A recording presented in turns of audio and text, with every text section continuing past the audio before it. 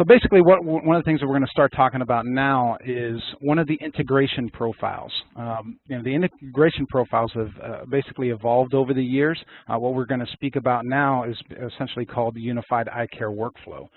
So basically, this is an automated workflow to basically take into consideration all of the needs of different specific systems that are in the typical ophthalmologist practices, such as, for instance, you have practice management systems, electronic medical records, image management systems, and then, some of those image management systems can be broken into multiple products, such as an image display workstation, and then you finally have the Eyecare acquisition devices. So that's one aspect of the Unified Eyecare Workflow, is to integrate all of those practice types of products, which we'll get into more detail in a moment.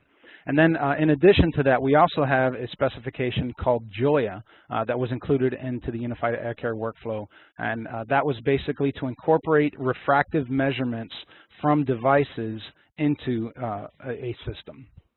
So there's multiple standards that are being used. This is a integration profile. Again, IHE, typically what they do is they take existing standards and they implement them in a very specific way. So for instance, the Unified Eyecare Workflow takes advantage of multiple standards, one of them being HL7, another DICOM, and then finally Joya, which was recently added to essentially accomplish this whole standard.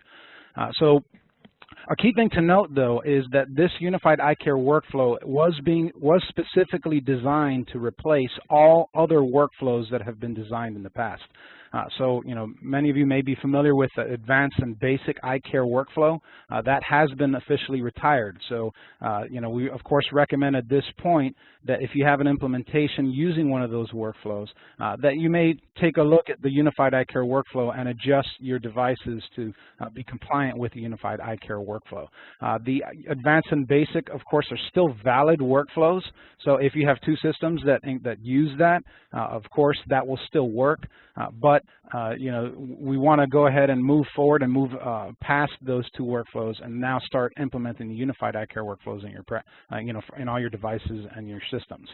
And then we also have the Core Eyecare Workflow. Now, the history of that, just briefly, is the Core Eyecare Workflow was developed as a result of the complication that was present in both the Basic and the Advanced Eyecare Workflow. There was some workflow requirements that weren't necessarily specifically defined, and as a result, it led to a lot of implementation issues.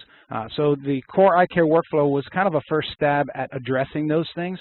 When we originally started it, it was kind of be just a third kind of workflow, but as the Core Eyecare Workflow was being designed, the need for, to really address the outstanding issues and have a full package workflow that defined all these different, use cases, arose. And as a result, even although the Core Eyecare Workflow is a fairly recent workflow, that was also retired, in favor of the Unified Eyecare Workflow. So essentially, you're going to pick the workflow configuration that fits your practice. So if we can go to the next slide. Now, within the Unified Eyecare Workflow, there's essentially three real-world models that are defined. One of the key things about the Unified Eyecare Workflow is that rather than creating a generic workflow that anybody can kind of implement any way they want, we kind of decided, there are real-world implementations that are fairly repeatable, and what we wanted to do is create a workflow profile that met the needs of the three identified type of models that we were able to identify.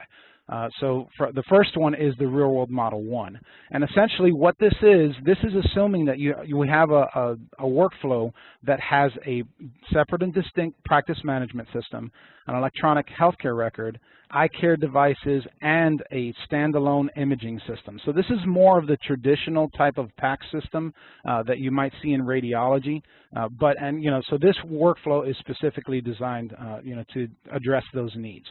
So by looking at the slide here, you can see that everything starts off the practice management system.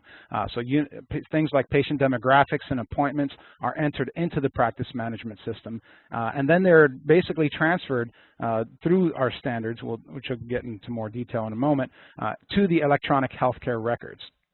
Now, within the, when a patient is being seen by the electronic healthcare record system, there's orders that are being generated in that system. So as a result, the orders are transferred directly to the acquisition devices through a work list. And then once the acquisition device actually, acquires the image, the image needs to go somewhere. The storage of that image would basically fall onto a PACS imaging system. And then finally, the doctor, would want to see that image maybe on a different workstation than the actual image device, and so they'll go to an image display system. So the real-world model is essentially modeled to accomplish all the specific technical transactions for this type of setup. But of course, we have systems out there that do things a little differently. For instance, you may have an electronic healthcare record that actually incorporates imaging capabilities within the electronic healthcare records system.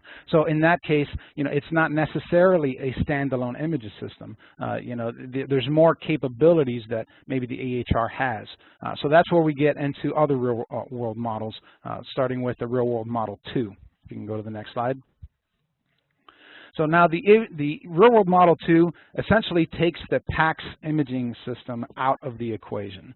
Now, this is, how that is technically accomplished is really up to the implementation, but there's transactional differences, and what we've basically realized is, if you have a separate PACS system, then there's things that need to occur, there's transactions that need to occur to get data to that separate PACS system. But in the event that the electronic healthcare records assumes some of those responsibilities, well, now, you don't need those transactions anymore. So we have a different model, and that the real-world model 2 is essentially the case where you have a practice management system, you have an electronic health record system that has built-in imaging, and then you have these imaging acquisition devices. So again, the workflow is slightly different. You have patient demographics and appointments being sent to the electronic healthcare record system. You have a workflow that is being queried from the acquisition device. So instead of the acquisition device, querying a different work list, or maybe a work list found in the imaging system, they're actually querying the electronic healthcare record directly in this case. And then finally, when the image is acquired, then the storage of that image will go directly to the electronic healthcare health record system.